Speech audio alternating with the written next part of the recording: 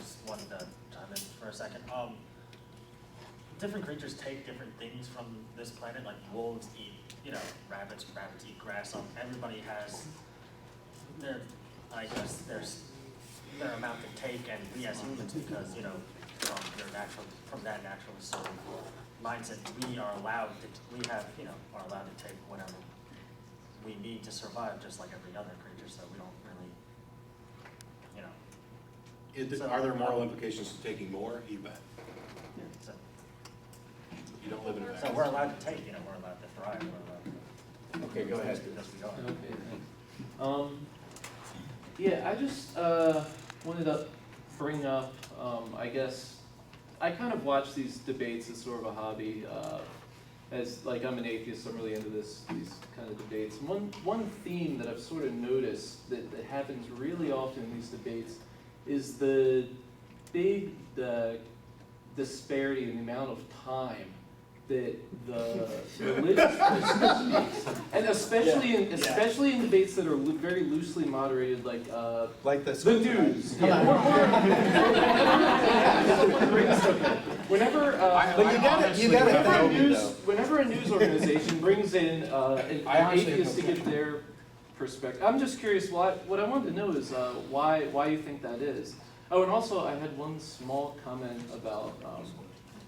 I just wanted to say quickly that I think the actions of Bill Gates, someone who is not religious, who's basically said that he's not religious, would counteract the apathy of, and I really don't know any apathetic atheists personally that wouldn't care about the African children or whatever, or things like that. But I'd say that his actions would more than counteract every single possible. He's doing the work that's in President's Camp. Nelson Mandela is an atheist. The woman in Burma, I can't remember her name.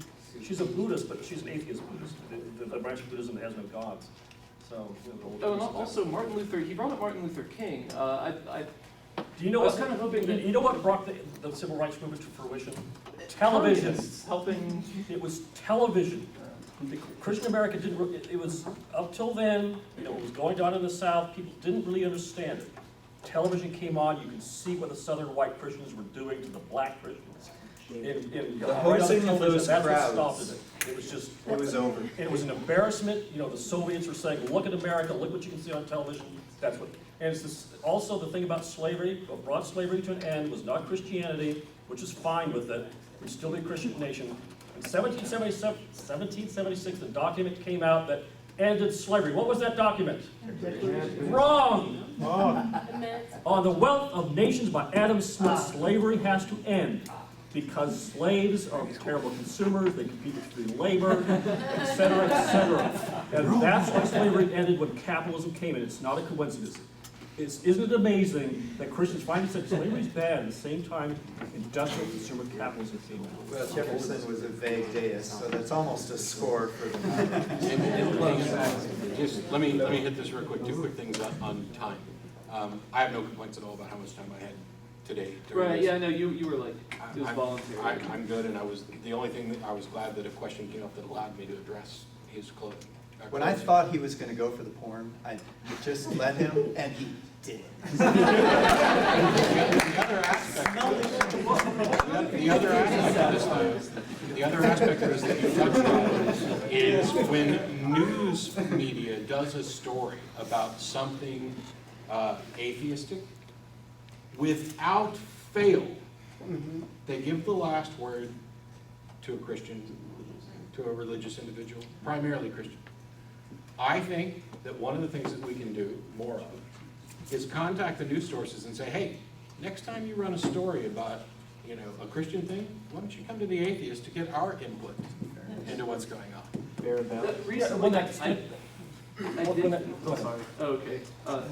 I did recently see though. I think maybe it was Sam Harris. Actually, I'm pretty sure it was Sam Harris.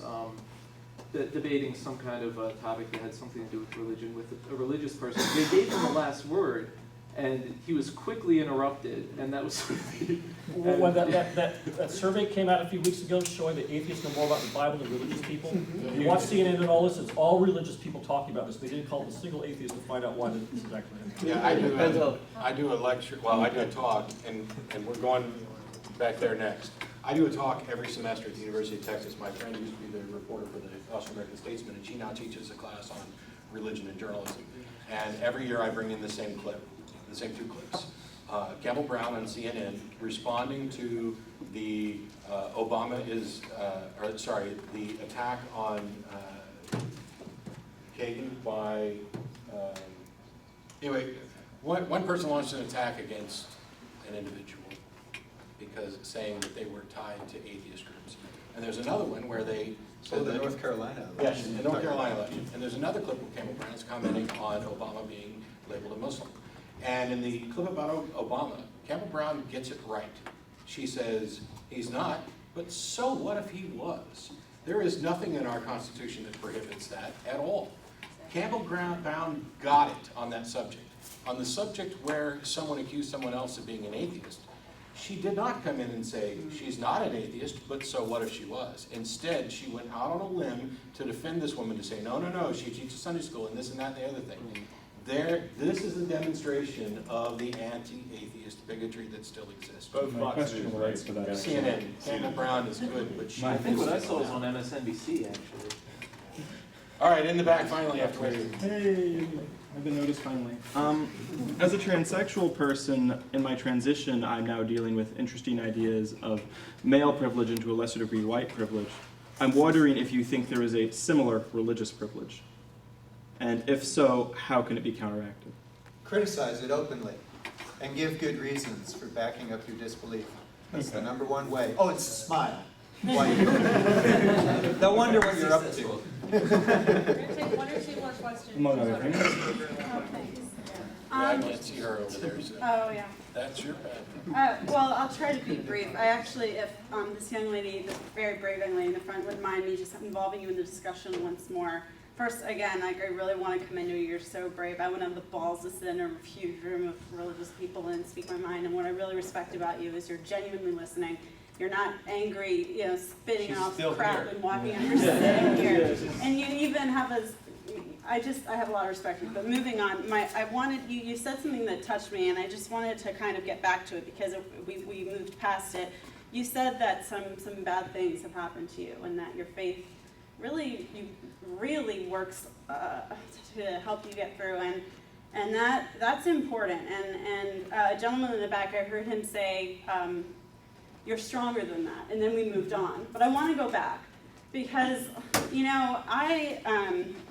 I used to think that just argue well enough, show religious people the evidence, be rational, you can almost just pound it in them, and then you'll get them, you'll win them. But I see in people this strong emotional attachment, and until for religious people who are motivated by a strong psychological need that I don't relate to, I don't have it. I'm content with sorry, I'm rambling.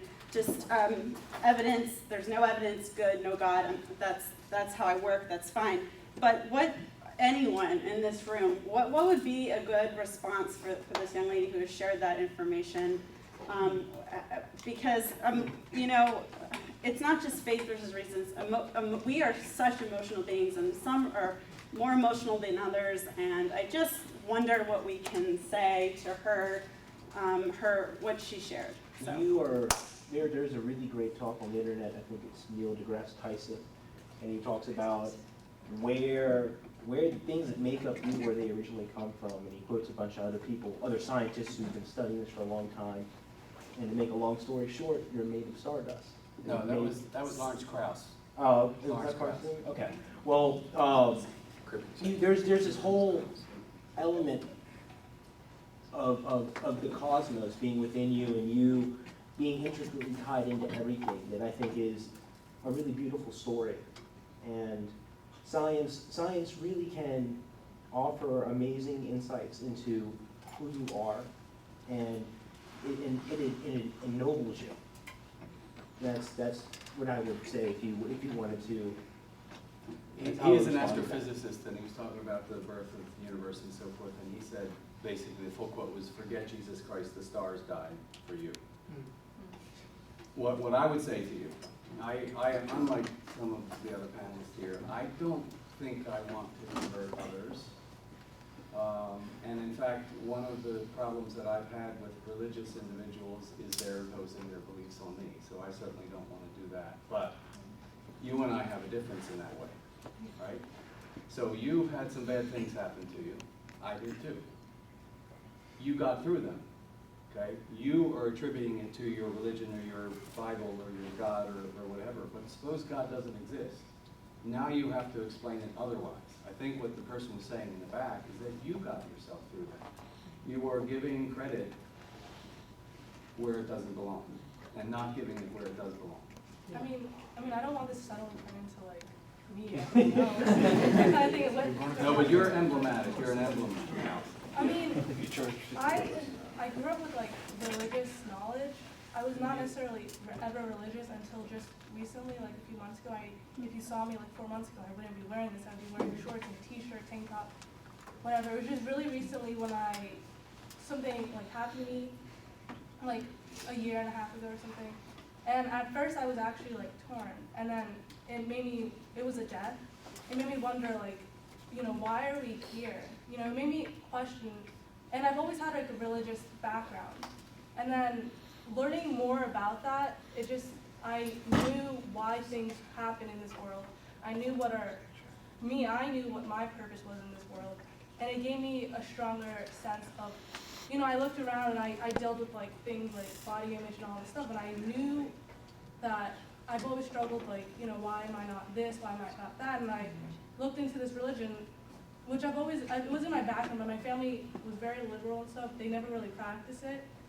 And then it solved all my problems. It solved like the problem about body image. I knew that this is not what mattered. It solved the problem about materialism and like wanting more and more and more. And I know that I solved the problem about why I should do things with intentions, why I should help my mom because I want to help her and not because anyone tells me to, and not because she tells me to. It's because it's from my heart. Like, Brett, I still haven't heard the God part. Yeah, I mean, just do these things. It's No, not because worth the God. This is strength of character. It is what my religion teaches, and I'm not doing it because I'm afraid of God. I want to get a reward. It's if you actually start making it a habit, it is who you are. Sure. Could you imagine another person undergoing similar circumstances? I actually have known. And but they didn't use God. They would describe their experience exactly the same way you did. I mean, right? They trusted in being good. They thought they're going to combat the worst excesses of their culture with parts of another culture that is better, right? But we didn't hear God, right? So what does the God part add that just knowing what the better thing to do and doing it can't supply? Yeah, the God part detracts because this God is not a good God.